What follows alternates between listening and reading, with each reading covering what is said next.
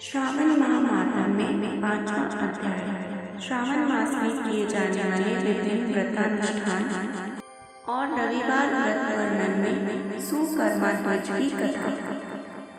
ईश्वर बोले, हे सनत कुमार, करोड़ पार्थिव लिंगों के महात्म्य तथा पुण्य का वर्णन नहीं किया जा सकता।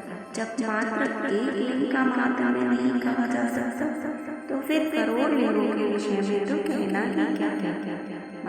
मनुष्य को चाहिए कि करोड़ लिंग निर्माण असमर्थता में 1,00,000 लिंग बनाए या 1000 लिंग या 100 लिंग ही बनाए। यहाँ तक कि एक लिंग बनाने से भी मेरी सन्निधि मिल जाती है। षडाक्षर मंत्र से 16 उपचारों के द्वारा भक्तिपूर्ण मन से भगवान शिव जी की पूजा करनी चाहिए। ग्रह यज्ञ के साथ उद्यापन करना चाहिए। उसके बाद होम करना चाहिए और ब्राह्मणों को भोजन कराना चाहिए। हे सनत कुमार, इस अनुष्ठान को करने वाले की अकाल मृत्यु नहीं होगी। यह व्रत बांझपन को दूर करने वाला, सभी विपत्तियों का नाश करने वाला तथा सभी संपत्तियों की वृद्धि करने वाला है। मृत्यु के पश्चात वह मनुष्य कल्प पर्यंत मेरे समीप कैलाश में वास करता है। जो मनुष्य श्रावण मास में पंचामृत से शिव जी का अभिषेक करता है, वह सदा पंचामृत का पान करने वाला, गोधन से संपन्न, अत्यंत मधुर भाषण करने वाला तथा त्रिपुर के शत्रु भगवान शिव को प्रिय होता है। जो मनुष्य श्रावण मास में पंचामृत से शिव जी का अभिषेक करता है, वह सदा पंचामृत का पान करने वाला, गोधन से संपन्न, अत्यंत मधुर भाषण करने वाला तथा त्रिपुर के शत्रु भगवान शिव को प्रिय होता है। जो इस मास में अनोदान व्रत करने वाला तथा हविष्यान ग्रहण करने वाला होता है, वह व्रीहि आदि सभी प्रकार के धान्यों का अक्षय निधि स्वरूप हो जाता है।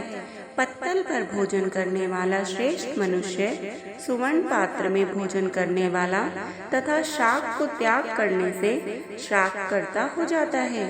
श्रावण मास में केवल भूमि पर सोने वाला कैलाश में निवास प्राप्त करता है। इस मास में एक भी दिन प्रातः स्नान करने से मनुष्य को 1 वर्ष स्नान करने के फल का भागी कहा गया है। इस मास में जितेंद्रिय होने से इंद्रिय बल प्राप्त होता है।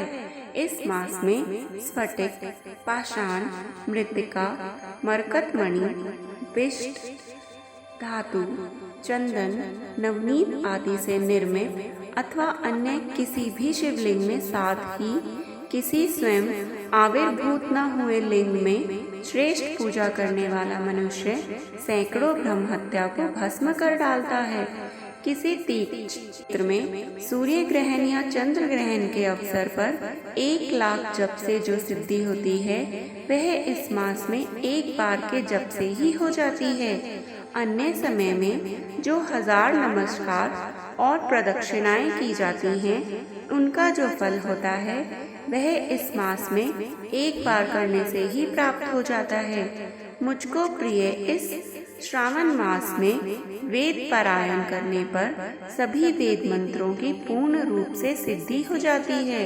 श्रद्धा युक्त होकर इस मास में 1000 बार पुरुष सूक्त का पाठ करना चाहिए अथवा कलयुग में उसका 4 पाठ करना चाहिए अथवा वर्ण संख्या का 100 गुना पाठ करना चाहिए अथवा वह करने में असमर्थ हो तो आलस्यहीन होकर मात्र 100 पाठ तो करने ही चाहिए। ऐसा करने वाला मनुष्य ब्रह्म हत्या आदि सभी पापों से मुक्त हो जाता है, इसमें कोई संदेह नहीं है। गुरु पत्नी के साथ संसर्गजन्य पाप के लिए यही महान प्रायश्चित है। इसके समान पुण्यप्रद, पवित्र तथा पाप नाशक कुछ भी नहीं है। पुरुष सूक्त के जप के बिना इस मास में एक भी दिन व्यतीत नहीं करना चाहिए। जो मनुष्य इस फल को अर्थवाद कहता है, वह नरकगामी होता है। इस महीने में समीधा, चारु, तिल और घृत से ग्रह यज्ञ होम कराना चाहिए। शिव के रूपों का भली भांति ध्यान आदि करके धूप, गंध, पुष्प, नैवेद्य आदि से पूजन करना चाहिए और अपने सामर्थ्य के अनुसार कोटि होम, लक्ष होम अथवा 10 सहस्त्र होम करना चाहिए। आरती होम।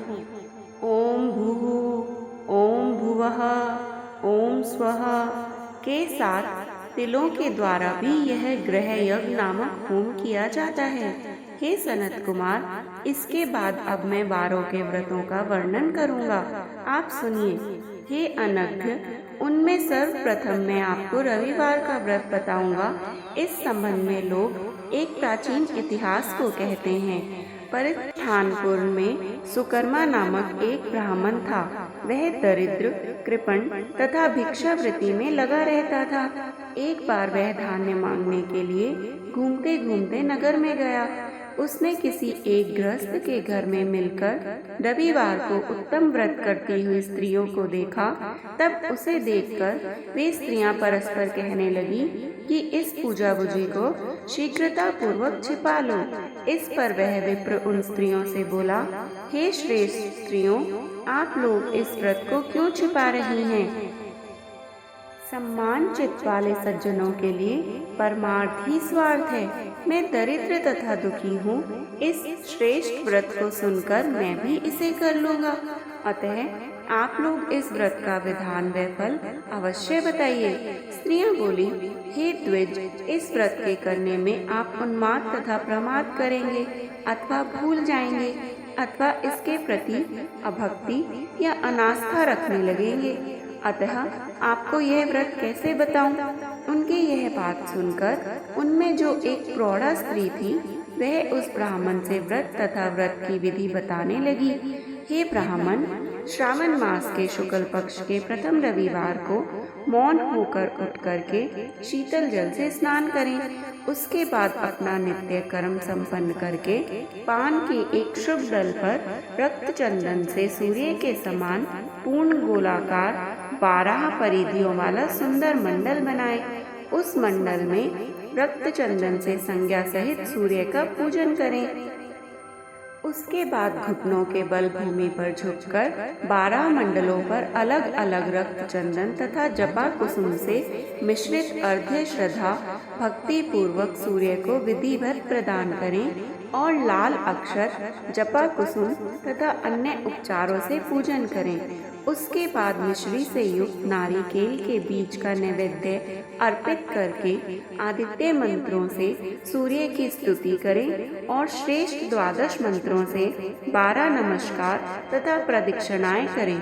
उसके बाद 6 तंतुओं से बनाए गए सूत्र में 6 ग्रंथियां बनाकर देवेश सूर्य को अर्पण करके उसे अपने गले में बांधें और पुनः 12 फलों से युक्त वायन ब्राह्मण को प्रदान करें।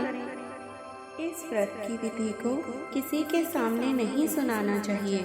हे विप्र, इस विधि से व्रत किए जाने पर धनहीन व्यक्ति धन प्राप्त करता है, कोढ़ी कोढ़ से मुक्त हो जाता है, बंधन में पड़ा व्यक्ति बंधन से छूट जाता है, रोगी व्यक्ति रोग से मुक्त हो जाता है। हे विप्रेंद्र, अधिक कहने से क्या प्रयोजन है? साधक जिस जिस अभीष्ट की कामना करता है वह इस व्रत के प्रभाव से उसे मिल जाता है। इस प्रकार श्रावण के 4 रविवार और कभी कभी 5 रविवारों में इस व्रत को करना चाहिए। इसके बाद व्रत की संपूर्णता के लिए उद्यापन करना चाहिए। हे विपेंद्र, आप भी इसी प्रकार करें, इससे आपको सभी कामनाओं की सिद्धि हो जाएगी। उसके बाद उन पतिव्रताओं को नमस्कार करके वह ब्राह्मण अपने घर आ गया। उसने जैसा सुना था उसी विधि से उस संपूर्ण व्रत को किया और अपनी दोनों पुत्रियों को भी यह विधि सुनाई। उस व्रत के सुनाने मात्र से शिवजी के दर्शन से तथा उनके पूजन के प्रभाव से वे कन्याएं देवांगनाओं के सदृश हो गई। उसी समय से उस ब्राह्मण के घर में लक्ष्मी जी ने प्रवेश किया और वह अनेक उपायों तथा निमित्तों से धनवान हो गया। किसी दिन उस नगर के राजा ने ब्राह्मण के घर से होकर राजमार्ग से जाते समय खिड़की में खड़ी उन दोनों सुंदर तथा अनुपमेय कन्याओं को देख लिया। तीनों लोकों में कमल, चंद्रमा आदि जो भी सुंदर वस्तुएं हैं, उन्हें वे दोनों कन्याएं अपने शरीर के अवयवों से तिरस्कृत कर रही हैं। उन्हें देखकर राजा मोहित हो गए और क्षण भर के लिए वहीं खड़े हो गए। ब्राह्मण को शीघ्र बुलाकर उन्होंने दोनों कन्याओं को मांग लिया। तब उस ब्राह्मण ने भी हर्षित होकर दोनों कन्याएं राजा को प्रदान कर दी। उस राजा को पति रूप में प्राप्त करके वे कन्याएं भी प्रसन्न हो गई। वे स्वयं इस व्रत को करने लगी और पुत्र पौत्र आदि से संपन्न हो गई। हे मुने, महान ऐश्वर्य देने वाले इस व्रत को मैंने आपसे कह दिया। हे विधिनंदन, जिस व्रत के श्रवण मात्र से मनुष्य सभी मनोरथों को प्राप्त कर लेता है, उसके अनुष्ठान करने के फल का वर्णन कैसे किया जाए। इस प्रकार श्री स्कंद पुराण के अंतर्गत ईश्वर सनत कुमार संवाद में श्रावण मास महात्म्य में प्रीकीर्णक, नाना व्रत, रविवार व्रत आदि कथन नामक 5वां अध्याय पूर्ण हुआ। जय भोले शंकर।